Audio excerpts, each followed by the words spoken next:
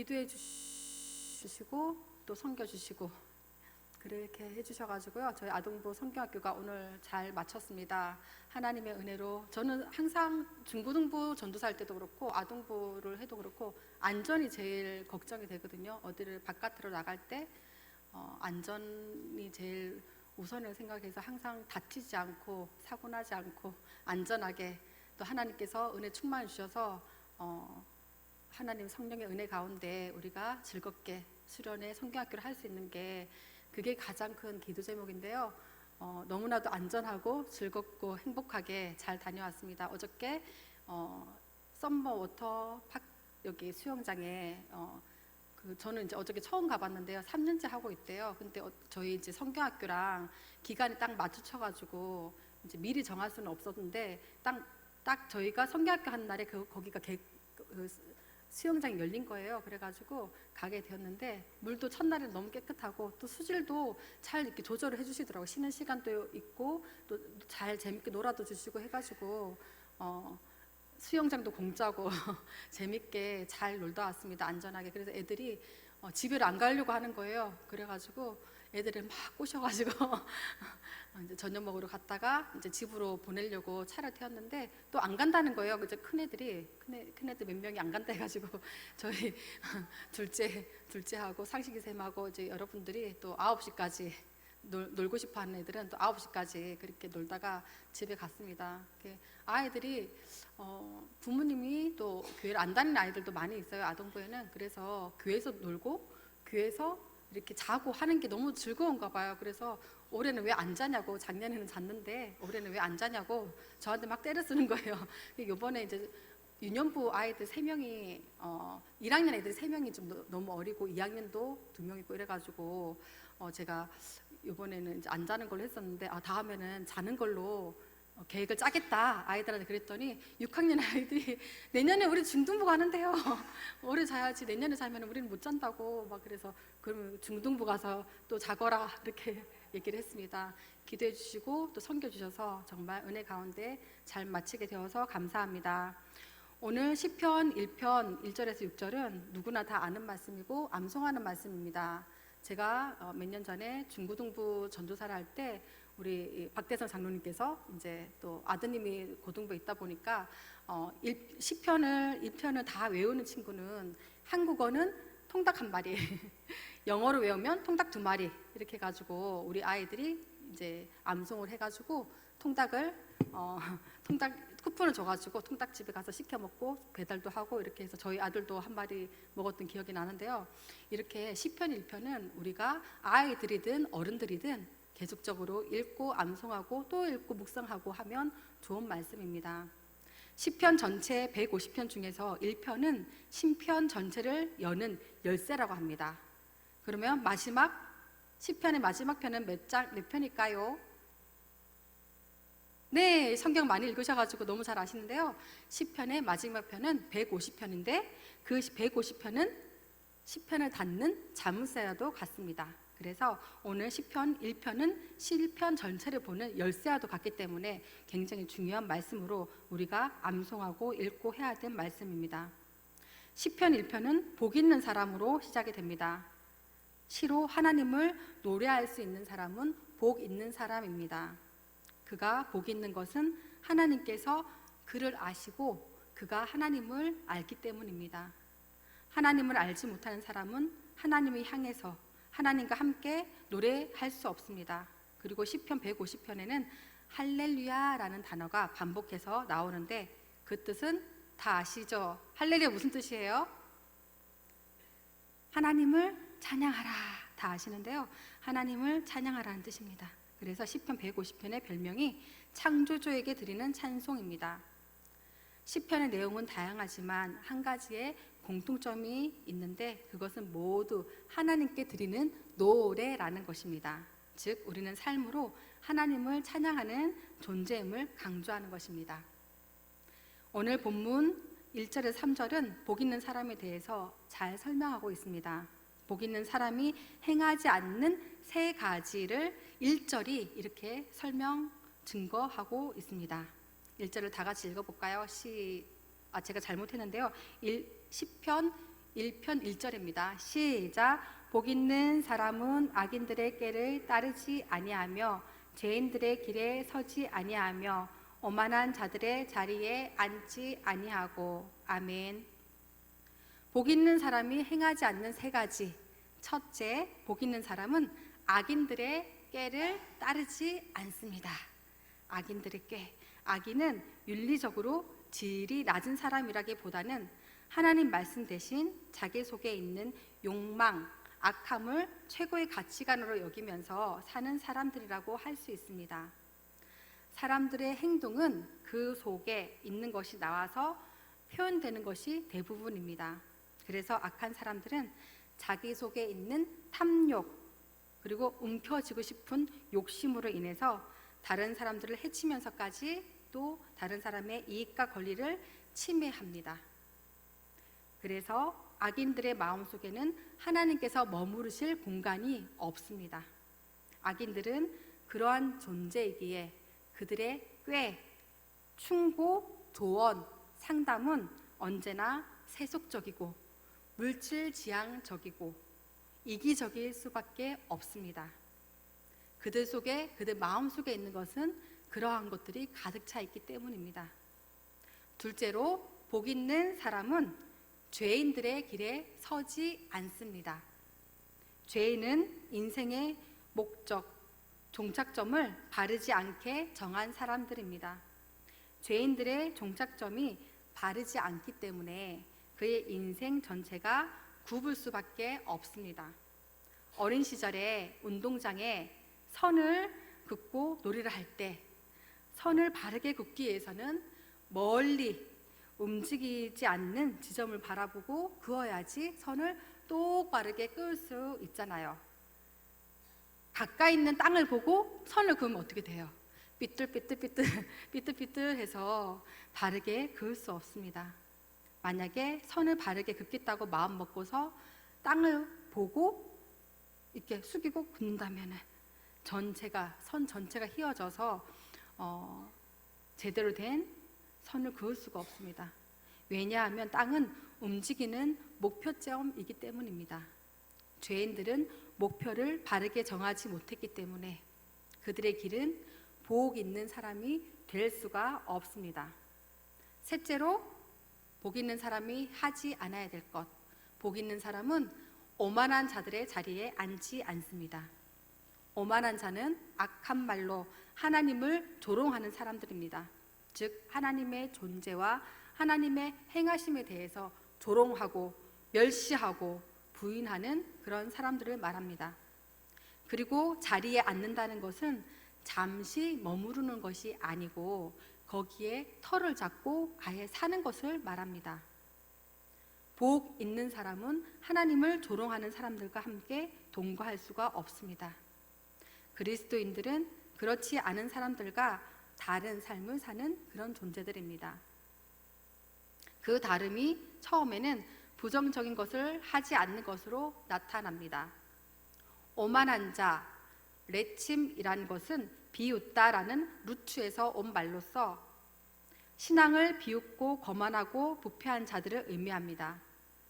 오만한 자는 교만하고 또 방자하여서 하나님보다 높은 자리에 앉아서 하나님의 백성과 하나님의 일을 비웃고 비판하고 비평하기를 일삼는 자들입니다.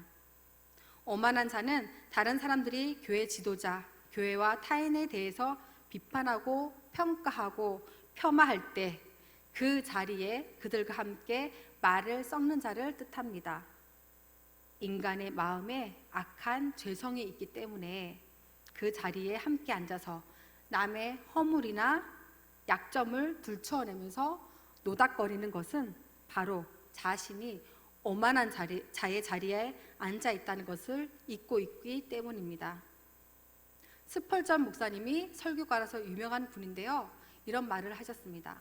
만약 어떤 자들이 그리스도를 따르는 사람들에 대하여 나쁜 말을 할 때에 용감하게 이렇게 외쳐라. 그 나쁜 말을 나에게 쏟아부어라. 여러분들이 좋아하든 싫어하든 나는 그를 사랑합니다. 이렇게 스펄전 목사는 말했습니다. 마찬가지로 복 있는 사람이 악인들의 꾀를 따르지 않고 죄인들의 길에 서지 않고 오만한 자의 자리에 앉지 않는 것은 목적이 아닙니다. 그것은 긍정적인 것을 행하기 위함입니다. 마치 우리가 하나님의 자녀로 살면서 부정적인 것을 행하지 않는 것을 말합니다. 우리는 하나님께서 미워하시는 것, 하나님께서 싫어하시는 말과 생각과 행동은 다 버려야 됩니다. 하나님께서 기뻐하시는 말과 생각과 행동을 하면서 살아가야 되는 것입니다. 복 있는 사람이 행하는 것 두 가지를 2절을 이렇게 설명하고 있습니다.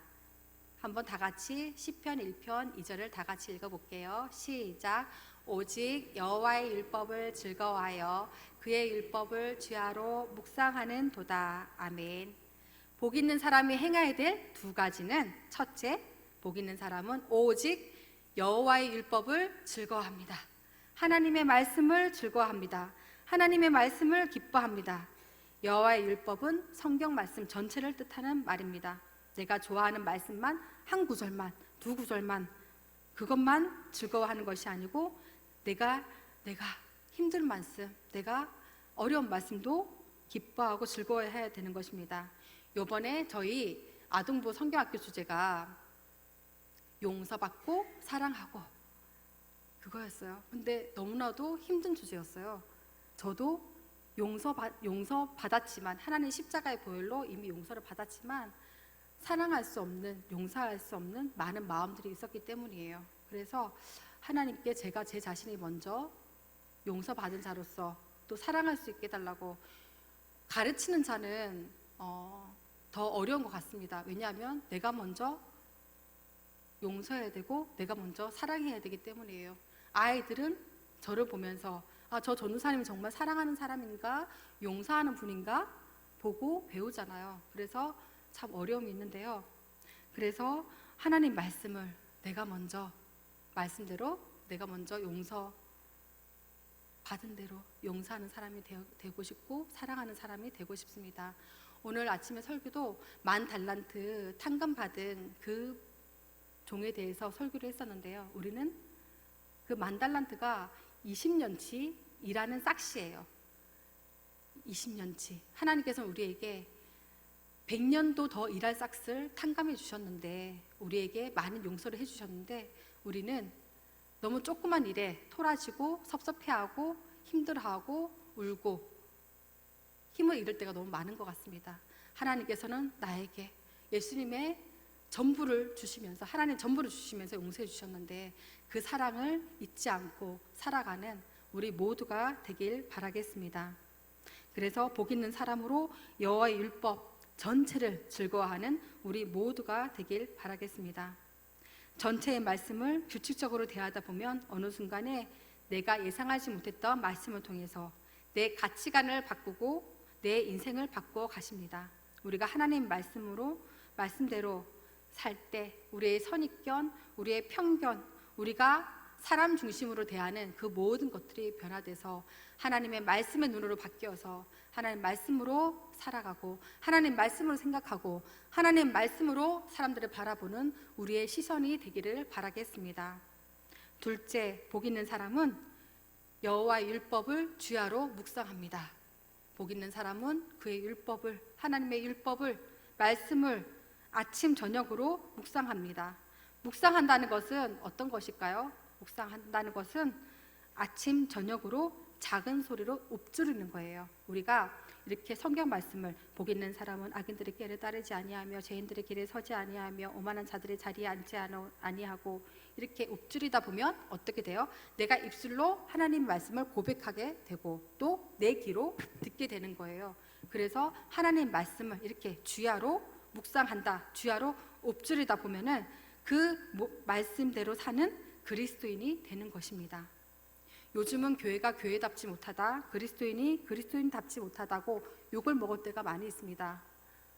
저도 사실은 목사 사무잖아요. 그래서 목사님하고 가면 너무 목사 표시가 많이 나가지고 어디 이제 옷가게를 예를 들어 같이 가더라도 목사님은 이제 말을 하거든요. 제가 목사고 사모입니다라고 얘기를 하면서 이제 구매를 해요.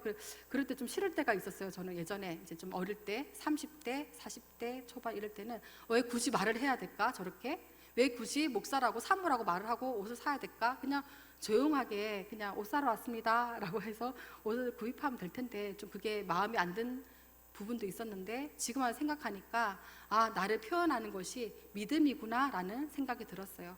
내가 그리스도인입니다. 더 나아가서 나는 목사이고 이 사람은 사모입니다 라고 말할 때 우리가 더 조심하고 더 예의 있게 하고 더 하나님의 말씀대로 살아가는 그것을 표현할 수 있게 되리라고 믿습니다. 그래서 오늘 말씀을 준비하면서도 그것이 생각났었는데요. 아, 그게 맞는 거구나. 목사님이 그렇게 하시는 것이 맞는 거구나 라는 생각을 했어요. 어떨 때는 감추고 싶잖아요. 내 교회 다닌다, 내 권사다, 내 장로다, 내 안수집사다, 내 교회 성주 제일교회 다닌다. 어떨 때는 감추면서 막 화를 내고 싶을 때도 있잖아요. 근데 내가 이 교회 다닌다고 얘기하면 어떻게 돼요? 화를 낼 수가 없어요. 소리도 지를 수가 없고 또 나쁜 말도 할 수가 없어요. 그래서 우리는 나를 표현하는 거, 내가 그리스도인입니다, 내가 이런 사람입니다 라고, 내가 성주 제일교회 다닙니다 라고 표현하는 것이 맞구나, 내가 목사이고 내가 사모고 내가 전도사라고 말할 수 있는 것이 맞구나 라는 생각을 해보았습니다. 3절에서 복 있는 사람을 이렇게 표현합니다.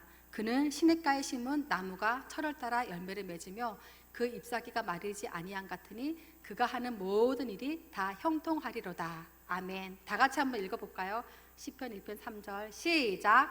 그는 시냇가에 심은 나무가 철을 따라 열매를 맺으며 그 잎사귀가 마르지 아니함 같으니 그가 하는 모든 일이 다 형통하리로다. 아멘. 복 있는 사람이 시냇가에 심은 나무에 비유됩니다. 정확하게는 시냇가에 심겨진 나무입니다. 복 있는 사람이 시냇가에 자생한 스스로 자라난 나무가 아니라 누군가 심어준 나무라는 것입니다. 심어준 존재가 있다는 것이죠. 그런 의미에서 복 있는 사람, 그리스도인의 삶은 능동태가 아니고 수동태의 삶입니다. 내가 어떤 것을 심고 내가 어떤 것을 자라게 하는 것이 아니고 하나님께서 나를 심어주셨어요. 나를 이 땅에 심어주셨어요. 우리 가정에 심어주셨어요. 우리 성주 제일교회에 심어주셨어요. 내가 일하는 이 일터에 심어주셨습니다. 그래서 우리는 나라는 나무를 하나님께서 마음과 정성을 다해서 시냇가에 심어주셨다는 생각으로 그 생각을 받아들이고 기쁘게 살아가야 될 것입니다. 결코 낭비하며 살 수 없고 또 의미 없는 시간을 보내면서 살 수 없을 것입니다. 중동 지방에서는 우리나라처럼 비가 많이 오는 곳이 아니잖아요. 시냇가로 보인 곳이 금방 말라버리는 경우가 종종 있습니다. 그래서 이 나무가 심겨진 곳은 여러 개의 시냇가가 겹치는 경우가 있습니다. 그래서 이쪽 시냇가가 마르면 또 저쪽 시냇가에서 물이 조금씩 줄줄줄줄 흐르고 또 저쪽이 마르면 어떻게 돼요? 또 다른 곳에서 또 물이 줄줄줄 흐르게 돼가지고 그렇게 심겨진 나무가 계속해서 물을 공급받을 수 있게 되는 것입니다. 그렇게 심어주셨기 때문에 그렇게 하나님께서 철을 따라서 우리에게 열매를 맺게 해주시는 것입니다. 시냇가에 심겨진 나무가 1년 내내 열매를 맺는 것이 아니잖아요. 참외도 그렇고 사과도 그렇고 블루베리도 그렇고 1년 내내 열매를 맺을 수는 없습니다. 하지만 그 나무가 살아있고 영양분을 잘 공급받았다면 자기 때가 되면 또 내년에 또 열매가 맺히고 열매를 맺게 됩니다. 사과나무는 사과를, 배나무는 배를. 처음에 사과나무였는데 참외를 맺을 수는 없잖아요. 배나무였는데 사과를 맺을 수는 없습니다. 사과나무는 처음부터 사과나무로 평생을 살았고 배나무는 또 평생 배나무로 살면서 열매를 맺습니다. 내가 어떤 나무인지는 내가 책임을 질 수가 없습니다. 하지만 어떤 크기의 열매, 어떤 품질의 열매를 맺었느냐는 나의 책임이 되는 것입니다. 크고 좋은 품질의 열매를 맺었다는 것은 매일매일 과정에 신실하게 삶의 색종이를 잘 붙였다는 의미이고, 좋지 못한 열매를 맺거나 열매를 맺지 못했다는 것은 어떤 거예요? 자기를 부인하지 못하고 날마다 자기 십자가를 지는 삶을 살지 않았다는 것을 말합니다. 열매는 나중에 맺지만 어떤 열매를 맺을지 과정을 보면 충분히 예상할 수 있을 것입니다. 그래서 우리는 매일 과정이라는 삶 속에 충실해야 되는 것입니다. 사실 저는 어렸을 때부터 엄청난 음치였어요. 그리고 엄청난 박치랍니다. 음과 박을 잘 못 맞춰서 노래를 부르는 게 굉장히 힘들고, 제가 노래를 부르면 우리 아이들이 너무 음을 못 맞추고 박자를 못 맞춘다고 노 이렇게 하는데, 제가 찬양 인도를 할 수 있다는 것이 하나님의 은혜이고 또 섬길 수 있음에 하나님의 은혜입니다. 저는 어릴 때부터 말을 잘 하지 않는 사람이었어요. 어릴 때 저는 거의 말을 안 했어요. 듣는 것은 많이 하고 그냥 말을 안 해서 사람들이 말을 못하는 아이인가? 제가 5살, 6살 때까지도 말을 안 했대요. 그래서 엄마가 혹시나 말을 못하진 않을까 굉장히 걱정하셨다 하더라고요. 근데 지금은 이렇게 말 잘하는 사람으로 하나님께서 세워주셨습니다.